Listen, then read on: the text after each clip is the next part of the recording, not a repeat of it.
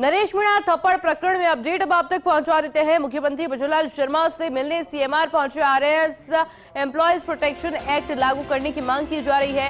Association अध्यक्ष महावीर खराड़ी, महासचिव नीतू राजेश्वर सहित प्रतिनिधि मंडल पहुंचा है सीएमआर।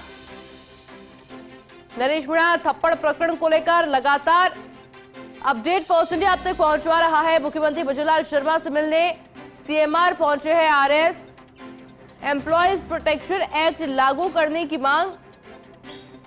इसके अलावा एसोसिएशन अध्यक्ष महावीर खराड़ी, महासचिव नीतू राजेश्वर सहित प्रतिनिधि मंडल सीएमआर पहुंच चुका है।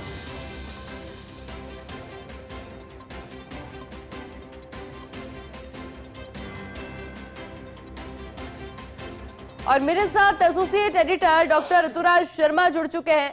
ऋतुराज जी, अपडेट जरा बताइएगा कि जब वो मुलाकात होगी मुख्यमंत्री बजूलाल शर्मा के साथ में, जब वो कौन कौन से मुख्य मांगे होंगी जो कि रखी जाएंगी?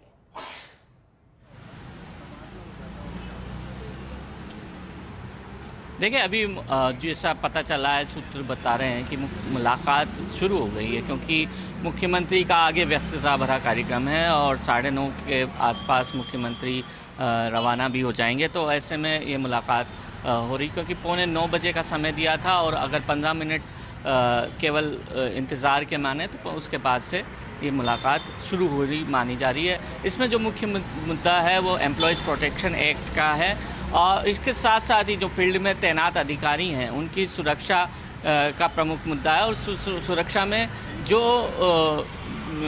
2 गनमैन उपलब्ध कराना है एसडीओ को, वो शामिल है, वो प्रमुखता से उठाया गया मुद्दा होने वाला है। इसके साथ साथ ही जो गिरफ्तारी हुई है नरेश मीणा की, उनकी जो धाराएं हैं, कड़ी धाराओं में मामला रखते हुए और इसमें फास्ट ट्रायल करते हुए सज़ा दिलाने की और कड़ी सज़ा दिलाने की यहाँ पर बात कही जा रही है। साथ ही साथ जो ये पूरा मसला है, क्योंकि बार बार ऐसे मसले आते रहते हैं सामने, ख़ासतौर पर एसडीओ को ऐसे हालात से जूझना पड़ता है, तो इसको लेकर एसओपी जारी करने की मांग की जा रही है यहाँ पर आरएस एसोसिएशन की। जब ऐसे हालात में एसडीओ या जो आरएस अधिकारी हैं, जो अधिकारी हैं वो काम करते हैं यदि, तो उनके लिए क्या एसओपी, उनकी सुरक्षा के लिए क्या एसओपी हो।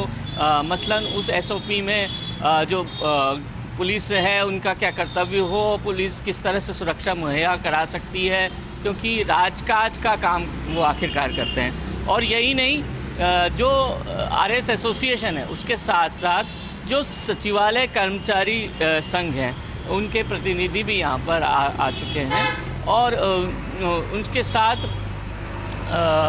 उन्हें भी जो है बातचीत, क्योंकि एम्प्लॉयज़ प्रोटेक्शन एक्ट की जो मांग है वो पहले सचिवालय फोरम्स की ओर से उठाई गई थी, जो सचिवालय कर्मचारी संघ के पूर्व अध्यक्ष अभिमन्यु शर्मा ने उठाई थी। तो यह सब मुद्दे रहेंगे यहाँ पर बातचीत को लेकर। और जो एसओपी चूँकि ये जारी करने के लिए ख़ास तौर पर ये कहा जा रहा है कि मुख्य सचिव एक पूरे दिशा निर्देश इसमें जारी करें कि स्टैंडर्ड ऑपरेटिंग प्रोसीजर कैसा रहना चाहिए। साथ ही साथ जो अन्य मांग है उसमें ये भी मांग है कि जो चुनाव से जुड़ा जब काम होगा, जब चुनाव की रिपोर्ट पूरी तैयार की जाए तो संबंधित अधिकारी की जिम्मेदारी तय की जाए। साथ ही साथ कोई ऐसा प्रावधान किया जाए जिससे कि जो प्रत्याशी है वो चुनाव लड़ने के लिए अयोग्य हो। हालांकि इसमें विधिक प्रावधान अलग है, क्योंकि जो कानूनी जो मुकदमा होगा उसमें जब चालान पेश होगा तब आगे की स्थिति स्पष्ट होगी और उसके अनुसार निर्णय किया जा सकता है। जैसा कि हमारे निर्वाचन विभाग के अधिकारियों ने भी बताया कि महज किसी की रिपोर्ट के आधार पर चुनाव आयोग ये कार्रवाई नहीं कर सकता। दूसरी अहम जो बात यहाँ पर है वो प्रोटेक्शन को लेकर है कि किस तरह से एसडीओ को प्रोटेक्शन दिया जाए, क्योंकि गनमैन, कार आदि की मांग की जा रही थी। लेकिन कल इसके साथ साथ ही जो ऊपरी पदों पर प्रमोशन है उसको लेकर भी मांग रखी गई और अनुभव में छूट की भी मांग आरएस एसोसिएशन की ओर से रखी गई। और साथ ही साथ एक पुराना मसला अपेक्स स्केल का भी बाकी है कि एक अपेक्स स्केल क्रिएट की जाए, जिस तरह से आईएएस अधिकारियों में अपेक्स स्केल क्रिएट की गई है और उसमें प्रमोशन सुनिश्चित किया जाए। तो ये तमाम मांगों को यहाँ पर रखा जा रहा है। बातचीत किस रूप में होगी और अब आगे क्या आश्वासन दिया जाएगा और किस तरह से सुनिश्चित किया जाएगा, यह तमाम बातें देखने योग्य होंगी। और साथ ही साथ जो आरएस एसोसिएशन है उसका रुख क्या रहने वाला है, ये देखने वाली बात होगी, क्योंकि इसके बाद बैठक भी की जाएगी आरएस एसोसिएशन द्वारा। तो निश्चित रूप से आज का दिन भी गहमा गहमी भरा रह सकता है आरुषि। पर ऋतुराज जी, क्या ये माना जाए कि आज की जो मुलाकात होगी ये कई तौर पर पॉजिटिव हो सकती है, या फिर ये मामला उसके बाद कुछ शांत हो सकता है? क्योंकि आरएस एसोसिएशन है वो आर पार की लड़ाई के मूड में नजर आ रहे हैं, साफ तौर पर अपनी मांगों को लेकर कि वो अड़े हुए हैं। क्या लग रहा है, बात बन पाएगी, एक पॉजिटिव रुख रहेगा इस मीटिंग के बाद?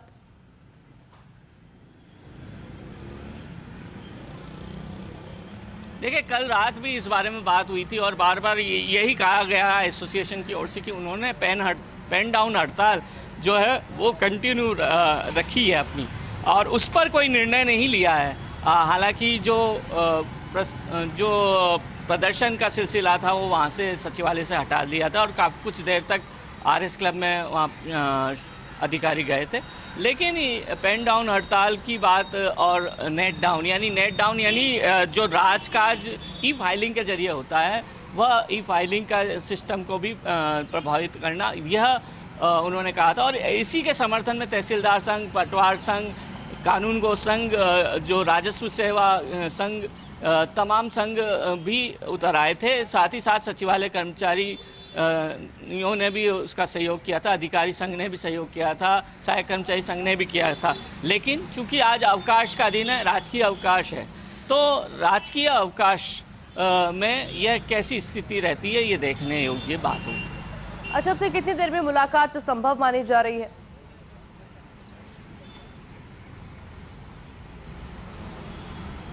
देखिए, मुलाकात जारी है आरुषि। अच्छा। और मुलाकात करने के बाद कुछ देर बाद संभवतः मीडिया से भी मुखातिब होंगे एसोसिएशन के पदाधिकारी, और यही कहा जा रहा है कि जो मुलाकात है वो स्वस्थ माहौल में है, क्योंकि मुख्यमंत्री ने खुद ने भी पूरी घटनाक्रम का फीडबैक लिया है। उन्होंने अलग से अधिकारियों को बुलाया था और कानून व्यवस्था की स्थिति पर भी विचार विमर्श किया था।